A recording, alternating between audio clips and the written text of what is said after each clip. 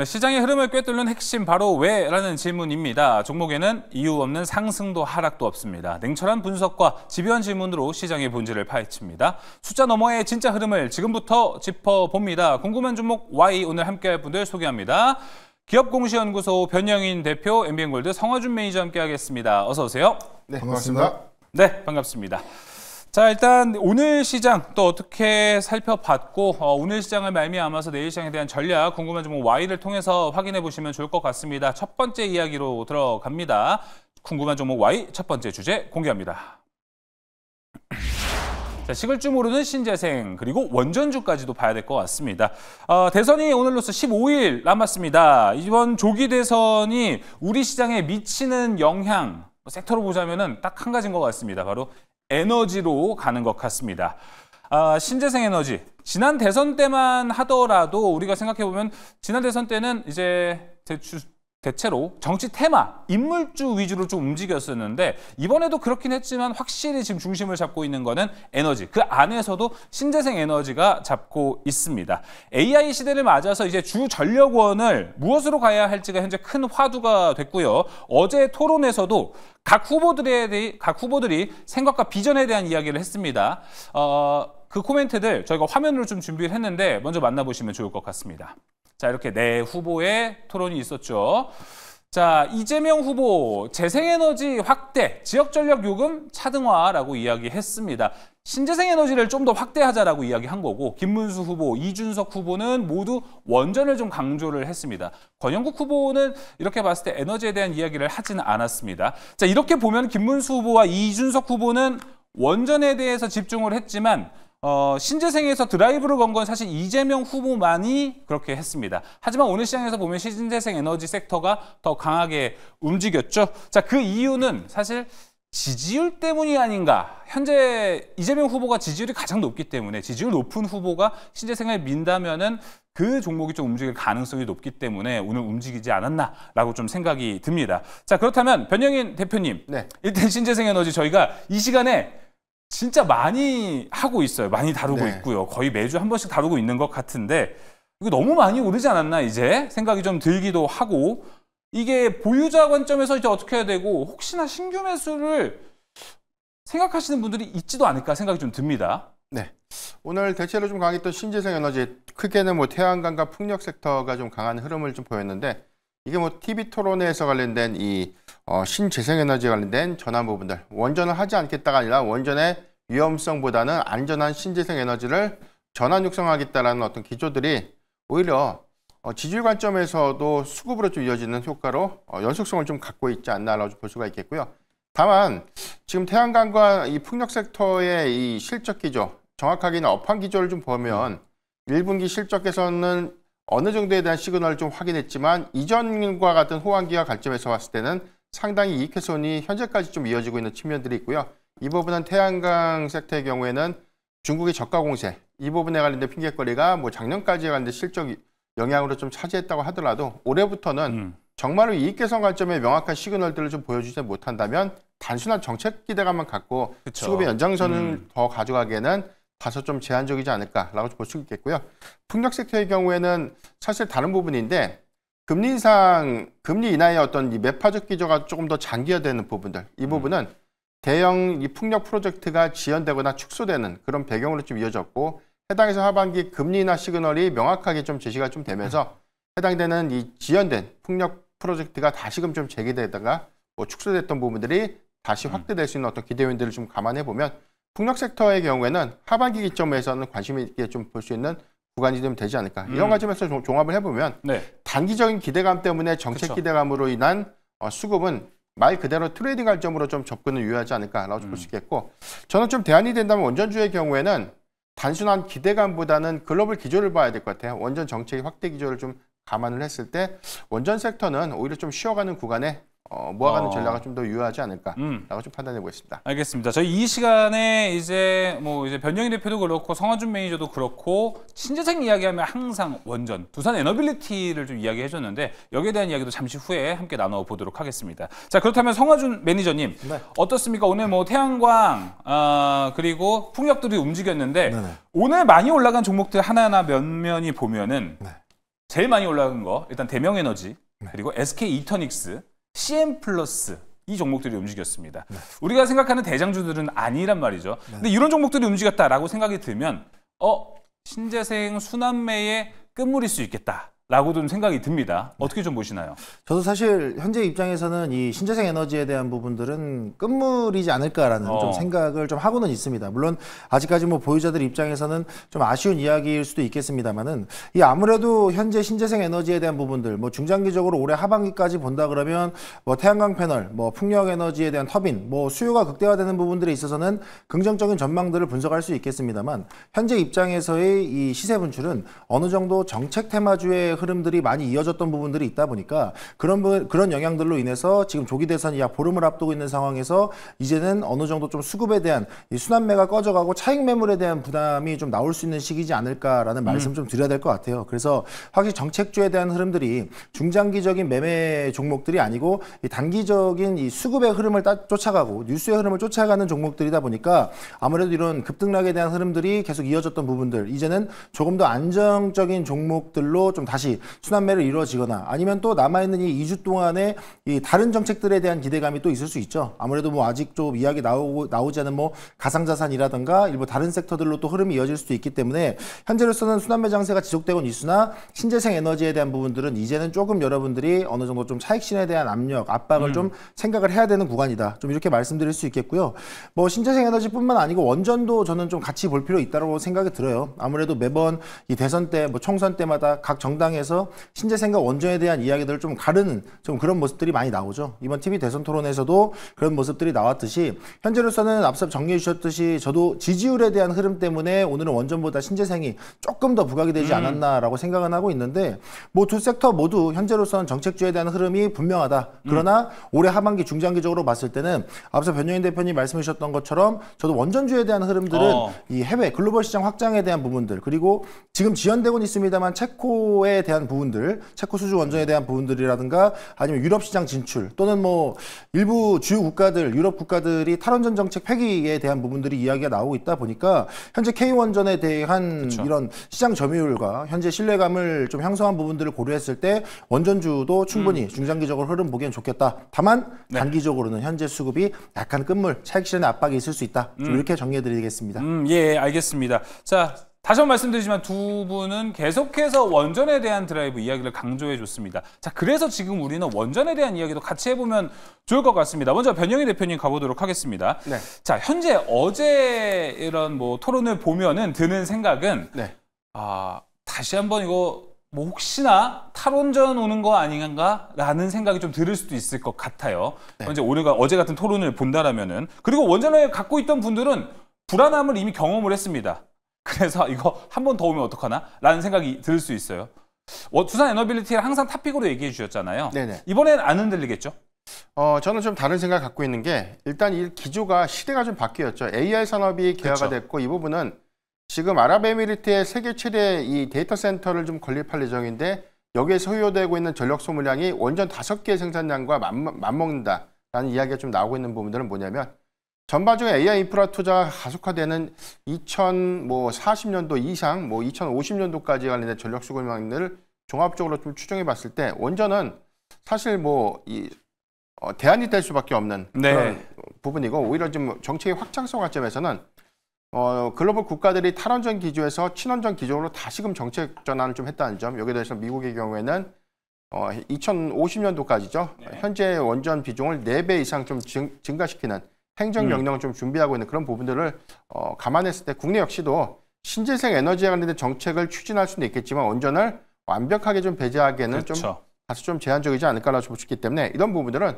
국내 수주의 연동성과로 관점에서 보면 주기기 업체인 두산 에너빌리티의 가장 큰 수혜가 좀 될 수 있지 않을까라고 판단해 보겠습니다. 알겠습니다. 일단은 우리나라 말고 일단 세계 기조를 봤을 때는 친원전 쪽으로 가고 있다는 것도 잊지 않으셨으면 좋겠습니다. 자, 그럼 성하준 매니저님, 두산 에너빌리티 지금 신고가 랠리 계속 하고 있습니다. 근데 뭔가 어제 토론이 있어서 그런지 오늘 사실 신재생 섹터가 움직였던 거에 비해서는 조금 덜 움직였고 야, 이게 피크 아니었어? 라고 하면 어떡하지? 라고 좀 고민을 하시는 분들도 있을 것 같습니다.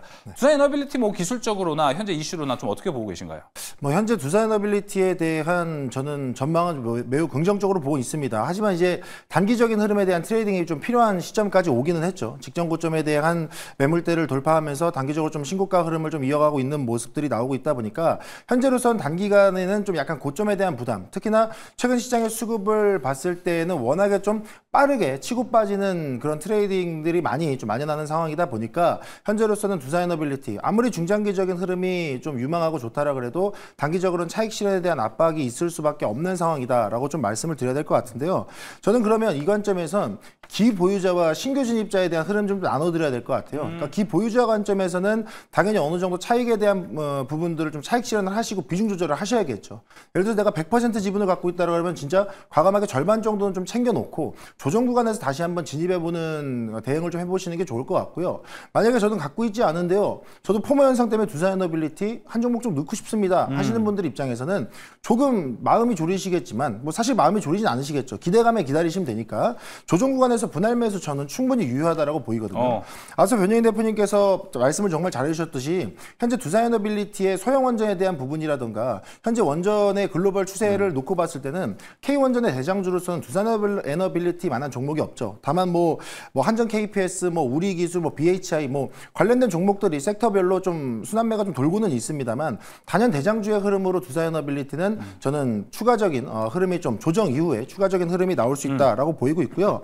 물론 뭐 실적적인 부분에 있어서는 매출에 대한 외형 축소가 좀 있을 수는 있습니다만은 아무래도 수익성이 높은 원전에 대한 부분들의 영업이익 증가율이 올해 전망이 매우 좋다 보니까 저는 뭐 매출에 대한 수익성에 대한 부분들 그리고 앞으로 원전에 대한 부분들까지 생각한다면 조정 시 분할 매수 관점 그리고 현재 보유자들은 좀 차익 실현에 대한 관점에서 한번 지켜보시면 좋겠다 이렇게 말씀드리겠습니다. 네, 일단 신재생 에너지와 원전주들이 현재 우리나라 시장에서 강하게 움직이는 거는 아무래도 대선 후보들의 공약이 있기도 하고요. 지지율과도 좀 연관성이 높아지고 있습니다. 하지만 글로벌 기조로 봤을 땐 친원전 그리고 얼마 전에 블룸버그에서 원전의 기회가 온다면 그건 한국일 것이다 라고 이야기한 것도 잘 기억해 보시면 좋을 것 같습니다.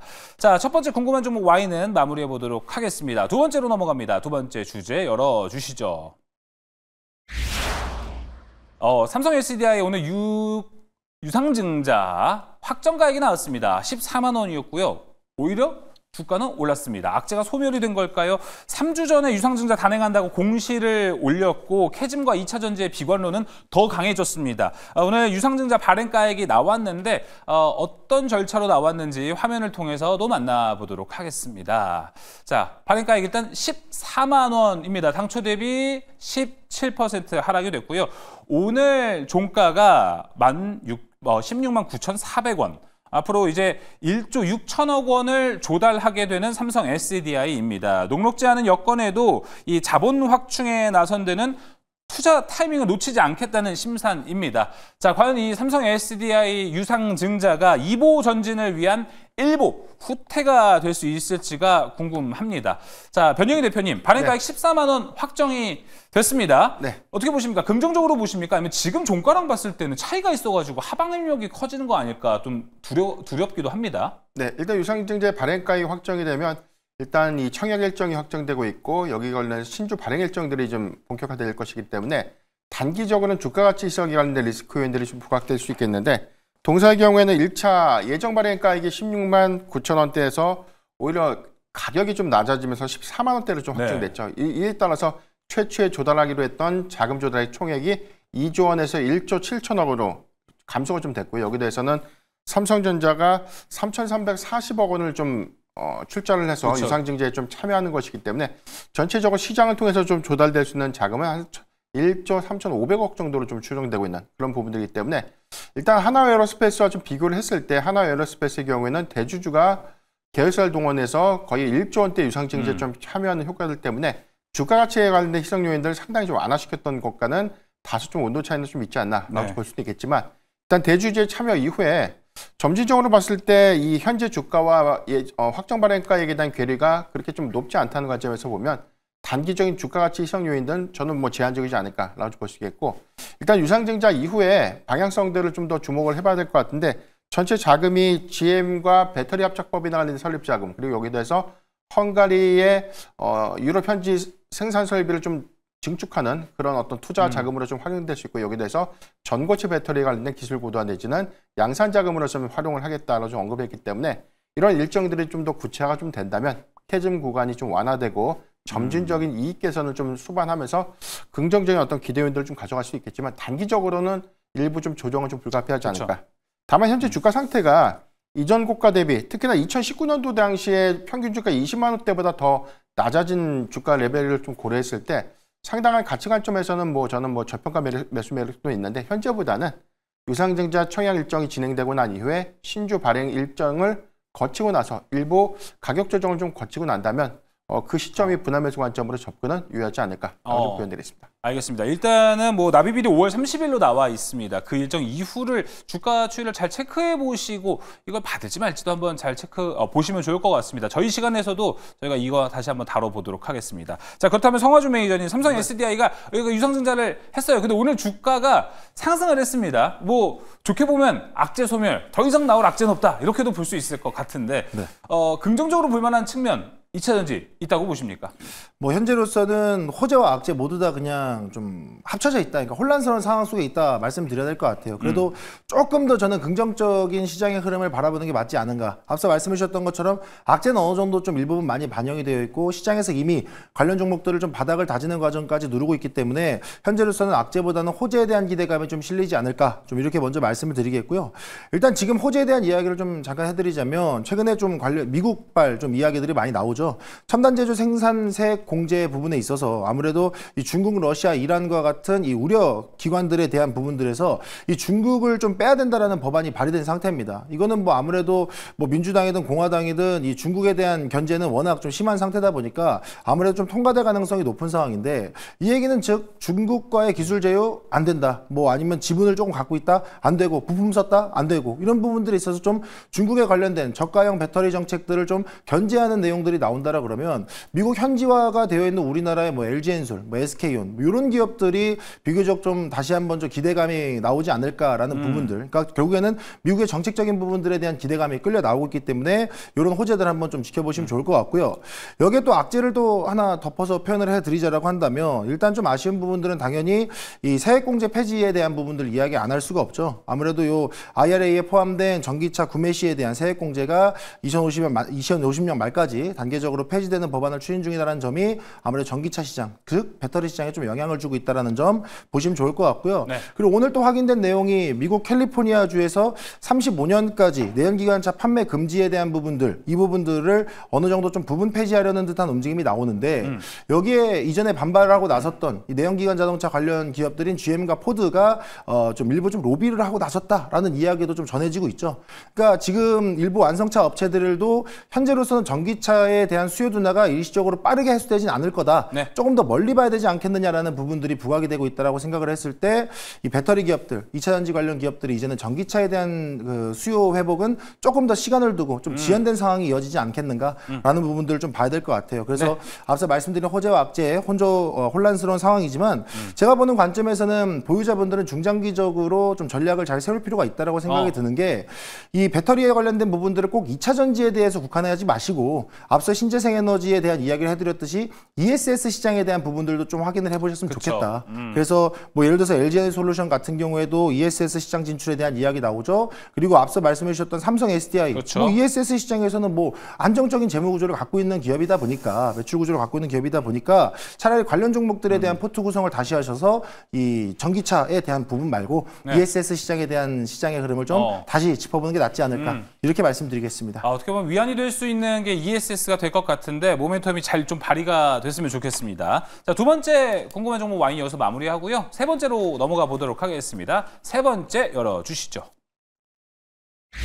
자, 우리가 앞서 유상증자를 했는데 주가가 올라갑니다. 근데 한미반도체는요. 자사주 소각을 했는데도 불구하고 주가는 하락을 했습니다.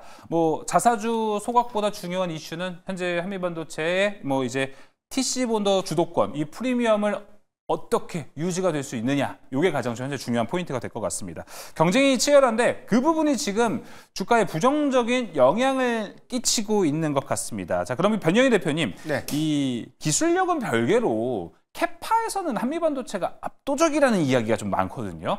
그럼에도 불구하고 주가에 좀 이렇게 부정적인 영향을 끼쳐지는 이유는 뭐라고 보시나요? 네, 크게 오늘은 두 가지 영향이다라고 볼 수가 있겠는데, 첫 번째가 무디스 신용 등급에 대한 어떤 강등 영향이 일부 반도체 섹터의 어떤 투심을 좀 위축시켰던, 그래서 좀 금요일 날 좀 강했던 종목이 오늘 일부 차익 실현을 좀 강하게 반영시키는 그런 모습이 좀 나타냈고, 두 번째는 16일에 이 SK 하이닉스로부터 428억 원 규모의 이 듀얼 TC본더를 수주했습니다. 근데 같은 날 하나비전의 자회사 하나세미텍도 380억 원 규모의 TC본더 장비를 동일하게 좀 수주를 했어요. 이런 부분들이 시장의 해석 관점에서는 첫 번째가 SK 하이닉스와에 대한 이 관계가 긍정적으로 좀 개선될 수 있다라고 좀 평가하는 반면도 있지만, 그 다른 면에서는 SK 하이닉스의 TC본더 이 공급 비중이 거의 7대3 내지는 8대2 비율로 한미반도체가 많은 비중을 좀 가져갈 것이다라는 전망들과는 좀 다르게, 지난 16일날 공시를 좀 추정해 봤을 때 동일한 대수가 양분화돼서 발주가 나갔을 가능성이 좀 높게 부각된다는 점은, 오히려 한미반도체가 SK 하이닉스에 관련된 어떤 비중이 점진적으로 좀 감소될 것이 아닌가라는 어떤 해석들이 오늘의 낙폭을 일부 좀 더 키우는 배경으로 좀 작용을 했는데, 일단은 해당되는 어떤 이슈 부분은 장비의 고도화 관점이죠. HBM4에 적용되고 있는 뭐 하이브리드 본딩을 좀 탑재한 TC본더에 관련된 기술력에 대한 기술력에 관련된 어떤 고도화 부분이라든가 장비 어떤 셋업 부분들, 유지 보수에 관련된 어떤 강점을 좀 갖고 있기 때문에 한미반도체가 향후에 SK하이닉스로부터 완전한 좀 배제를 받을 수 있는 어떤 가능성은 다소 좀 제한적이다라고 볼 수가 있겠고, 마이크론이 현재 어떤 점유 격차를 많이 좀 좁히고 있는 그런 부분들에서 향후에 한미반도체가 마이크론의 공급량들을 증가시키는 그런 부분들은 오히려 SK하이닉스의 어떤 위의 요소가 좀 될 수 있는 부분들이기 때문에 이 부분을 좀 단기적으로 좀 판단해서 어떤 이 발주량에 관련된 부분을 과대평가하는 것은 좀 리스크하지 않나라고 보시기 때문에, 저는 한미반도체의 기술력은 아직까지는 좀 우위에 있다라고 좀 평가해 보겠습니다. 알겠습니다. 한미반도체 기술력 우위, 그리고 이제 향후 마이크론에 대한 납품이 어느 정도가 되는지도 한미반도체 주가에 큰 영향을 아마 끼칠 것으로 보입니다. 자, 이런 것까지 해서 성화준 매니저님, 오늘 CLSA에서도 한미반도체의 목표가를 또 상향하고요. 여기는 언터처블이다, 대체 불가하다, 이런 이야기를 했습니다. 여전히 한미반도체는 긍정적일까요? 주가와는 상반되게? 저는 긍정적이라고 말씀드리고 싶습니다. 앞서 변희애 대표님께서 말씀해 주셨던 것처럼 현재 마이크론에 대한 협력 관계를 좀 잘 이어가는 부분이 저는 긍정적인 모멘텀이라고 생각이 드는데, 최근 1분기 실적도 보게 되면 해외 매출이 약 90% 정도 발생한 것을 봤을 때 SK 하이닉스가 이 하나세미텍에 대한 TC본더 장비 수주에 대한 일정 분량을 좀 어느 정도 포트폴리오를 재구성했다라고 생각을 하시면 될 것 같아요. 그러니까 어쨌든 위험에 대한 부분들을 분산해서 다시 한번 또 재구성했다라는 점이 저는 한미반도체가 비교적 좀 대체 불가 기업이다, 확실히 기술력과 신뢰성이 글로벌 시장에서도 인정을 받는 기업이지 않는가라는 말씀을 좀 드리고 싶고요. 특히나 오늘 컴퓨텍스에서 엔비디아 젠슨항 CEO가 언급했던 부분들과 한미반도체도 연계를 안 할 수가 없죠. 아무래도 뭐 더 이상 GPU 회사가 아니다, 뭐 지금은 AI 인프라 기업이다라고 엔비디아에 대해서 선언한 만큼 앞으로 그 GB300, 그레이스 블랙엘 300 시스템이 등장함에 따라서 이 HBM에 대한 수요가 폭발적으로 증가할 거라는 이야기들이 나오고 있다라 그러면 이제 TC본더에 대한 장비 수준은 지금보다 더 커질 수 있다라는 거예요. 그러니까 나중에는 하나세미텍과 지금 분할해서 뭐 7대3, 8대2 정도 가져가던 부분들을 뭐 글로벌 다른 마이크론인가 글로벌 주요 기업들에 대한 수주로 다시 한번 받아주면서 매출에 대한 부분들은 뭐 SK 하이닉스만 국한해서 봤을 때는 좀 비교적 아쉬울 수 있습니다만, 이 글로벌 주요 기업들과 협력 관계에 있어서는 충분히 다시 한번 만회할 수 있거나 추가적인 증가폭을 좀 만들어낼 수 있다는 점에서는 한미반도체의 지금 위치는 저는 충분히 신뢰성과 기술력에 의해서는 글로벌적으로 좀 많이 인증받고 계속해서 좀 이어나갈 수 있지 않겠는가라는 관점에서 보시면 좋을 것 같습니다. 알겠습니다. 세 번째, 한미반도체 자사주 소각, 하지만 하락했던 이슈에 대해서도 함께 이야기를 나눠봤습니다. 자, 오늘 궁금한 종목 여기서 마무리해볼 텐데요. 먼저 성화준 매니저의 무료 방송에서 못다한 이야기 나눌 수 있는 공간 안내해드리겠습니다. 네, 오늘 미국의 신용등급 강등에 의해서 시장이 좀 주춤하는 모습 보였습니다. 일부 종목들은 순환매도 이어졌는데요. 이런 시장 속에서도 흔들리지 않는 굳건한 섹터와 종목들이 있죠. 그 굳건한 섹터와 종목들이 어떤 종목들인지에 대해서 제가 면밀히 분석하고 설명해 드릴 테니까요. 내일 시장을 준비하고 싶으신 분들은 유튜브 검색창에 MBN골드 성화준 매니저 검색하고 함께 하시길 바라겠습니다. 자, 흔들리지 않은 굳건한 섹터와 종목이 공개된다고 합니다. 궁금하신 분들은 성화준 매니저의 무료 방송 가시면 좋을 것 같습니다.